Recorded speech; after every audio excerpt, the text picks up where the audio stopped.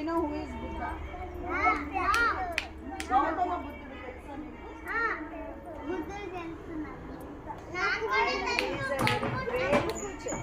Teacher ఆయన, ఓకేనా? చాలా గొప్ప టీచర్ ఆయన. ఆయన టీచర్ అంటే ఎలాంటి టీచర్ అంటే ప్రజల్ని చాలా సత్యాలు చెప్పేవారు ప్రజలందరికీ. ఆయన మామూలు స్కూల్లోనో కాలేజ్లోనో టీచర్ కాదు, ఆయన ప్రజలకి సత్యం నేర్పించేవారు.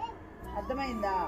సో ఆయన ఒక విలేజ్లో నుంచి వెళుతూ టీచింగ్ చేస్తూ వెళ్తున్నారంట ఒక విలేజ్లో.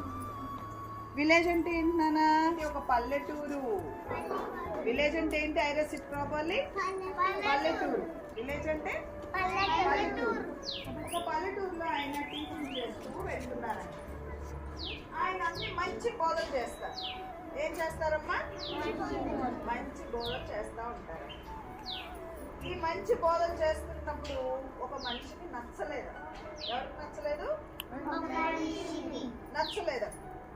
నచ్చక ఆయన చక్కగా ఇలా టీచింగ్ చెప్తుంటే మధ్యలోకి వచ్చి గట్టిగా అరిసి ఆయన్ని ఇన్సల్ట్ చేశాడు. ఏం చేశాడు? ఇన్సల్ట్ అంటే అవమానం. ఎలాగా? చాలే కాపు, నువ్వు నీ టీచింగ్స్ మాకు ఎవరికి అవసరం లేదు, నువ్వు వెళ్ళిపో, మా ఊరు వదిలేసి, నువ్వు ఎందుకు వచ్చావు ఇక్కడికి? ఇలాగ అవమానించాడంట నలుగురిలో. ఏం చేశాడు? అవమానించొచ్చమ్మా అట్లా? అంత గట్టిగా అరిచి కోపాడొచ్చా?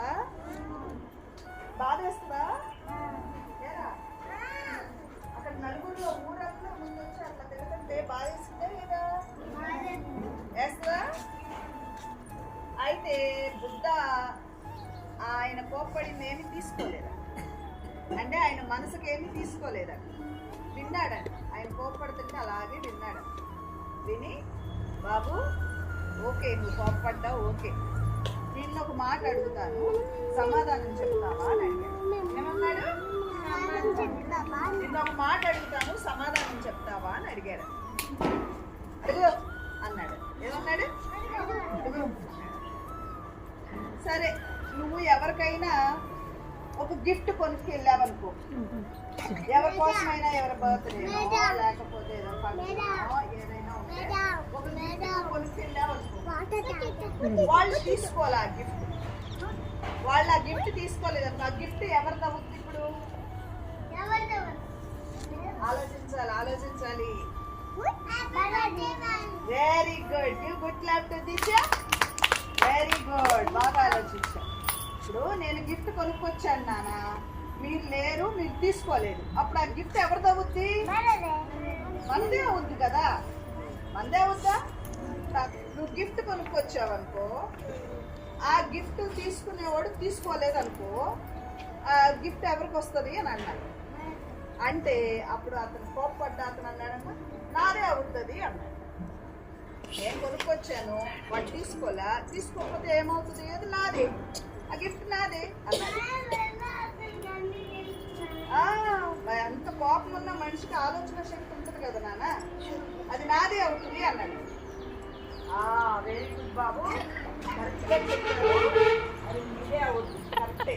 అట్లాగే ఇప్పుడు నా మీద నువ్వు అరిచావు కదా, గట్టిగా అరిచి నన్ను తిట్టావు కదా, నువ్వు కోప్పడ్డావు కదా, నన్ను ఇన్సల్ట్ చేసావు కదా, నేను అవేమీ తీసుకోను. నేను అవి ఏమి, ఎందుకంటే నువ్వు తిట్టిన తిట్లు నేను కాదది, నేను చెడ్డవాడిని కాదు, నేను చెడ్డవాడిని కాదు, నేను ప్రజలెవరిని మోసం చేయట్లేదు, నా మాటల వలన అందరికీ మంచి జరుగుతుంది, చెడు జరగట్లేదు. కాబట్టి నువ్వు తిట్టిన తిట్లు నాకు వర్తించవు, కాబట్టి నేను ఆ తిట్లు తీసుకోవట్లేదు బాబు అన్నాడు. ఏమన్నాడు? మరి ఈ తిట్లు ఎవరికి అవుతాయి? ఎవరైతే తిట్టారో వాళ్ళకే అవుతాయి. ఎవరికి అవుతాయి? ఎవరు తిట్టారో, ఇప్పుడు ఆ అబ్బాయి తిట్టాడు కదా, బుద్ధుడు తీసుకోలేదు ఆ తిట్లు, ఆ తిట్లు ఎవరి అవుతాయి? ఆ అబ్బాయివే అవుతాయి. ఇప్పుడు అంటే ఏంటి? ఆ అబ్బాయి కోపం తెచ్చుకొని అరిచి తిప్పి అన్ని అతనికే వచ్చింది. అవునా కాదా? అంటే నీకు నువ్వే హర్ట్ చేసుకుంటున్నావు. గట్టిగా అరవటం వల్ల నీ హెల్త్ పాడవుతుంది, కోపడటం వల్ల నీలో ఉన్న హార్మోన్స్ డిస్టర్బ్ అవుతాయి, నీ హెల్త్ డిస్ట్రాయ్ అయిపోతుంది. నీ కోపం ఏం చేస్తుంది? మనిషి కోపం ఏం చేస్తుంది నాన్న? మనిషి ఆరోగ్యాన్ని పాడు చేసేస్తుంది. కోపం రావచ్చు, దానికి ఏం రావాలి? కరెక్ట్ రీజన్ ఉండాలి. దానికి కోపం రావాలంటే దానికి ఒక కరెక్ట్ రీజన్ ఉండాలి. అన్నిటి మీదకి, అందరి మీదకి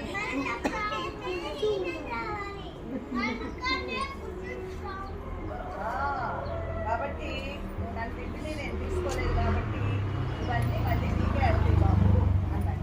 నిన్ను నువ్వు హర్ట్ చేసుకుంటున్నావు, నువ్వు ఇన్ని మాట్లాడటం వల్ల నిన్ను నువ్వు హర్ట్ చేసుకుంటున్నావు. కాబట్టి నువ్వు హ్యాపీగా ఉండాలి, నిన్నెవరు హర్ట్ చేయకూడదు. నువ్వు హ్యాపీగా ఉండాలంటే ముందు నువ్వు నీ కోపాన్ని తగ్గించుకో. ఏమన్నాడమ్మా?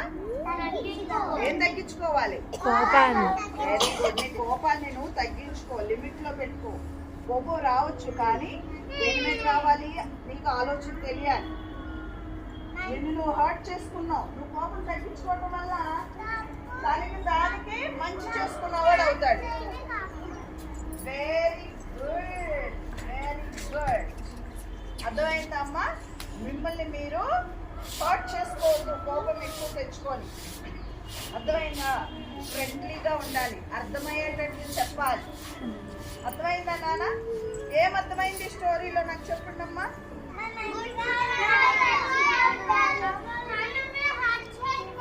Very good. Give good clap to Advait. Super point చెప్పారు. వేరే వాళ్ళని మాట్లాడటం వల్ల మనల్ని మనమే హర్ట్ చేసుకుంటున్నాము. That's nice. ఇంకా ఎవరు చెప్పారు? చెప్పు, ఏమర్థమైంది?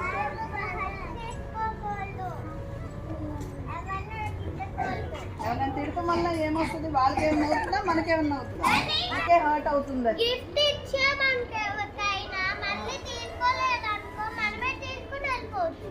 మనదే అవుతుంది కదా ఆ గిఫ్ట్. అట్లాగే మనం ఏమన్నా తిట్టినా కూడా వాళ్ళు తీసుకోలేదనుకో, ఆ తిట్లు మళ్ళీ మనయే అవుతుంది. అది మనల్ని హర్ట్ చేస్తుందా లేదా? కాబట్టి ఆలోచించాలి. ఒక మనిషిని గబుక్కున ఒక మాట ఈజీగా అనకూడదు. మీ కోపాన్ని మీరు కంట్రోల్లో పెట్టుకోవాలి. యాంగర్ చెడ్డ మాట స్టిర్స్ అప్ యాంగర్. అర్థమైందనమ్మా? కూల్ మాట, ఒక మంచి మాట మీకు మనుషుల పట్ల ఒక సమాధానం, పీస్ ని క్రియేట్ చేస్తుంది. అర్థమైంది? when I'm talking, you're not supposed to talk in the middle. Okay, I will give you a chance, then you can talk. ఎందుకని ఇప్పుడు నీ మాట నా మాట రెండు అవుతుంది అనుకో, వినే వాళ్ళకి అర్థమవుతుందా? నీ మాట అర్థమవుదు, నా మాట అర్థమవుదు.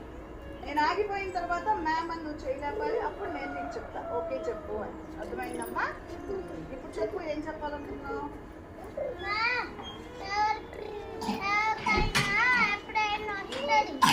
ఏమొస్తుంది? కోపం వస్తుంది. నిజమే, కోపం రాకుండా ఎవరికి ఉండదు.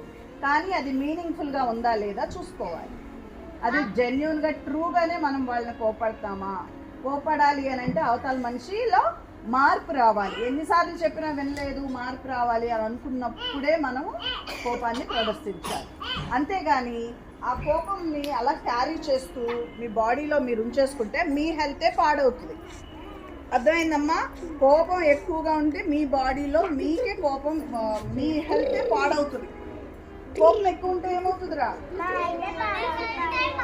పీస్ఫుల్గా ఉండి హ్యాపీగా ఉంటే బాడీ కూడా హ్యాపీగా ఉంటుంది, హెల్తీగా ఉంటుంది బాడీ కూడా. అర్థమైందా?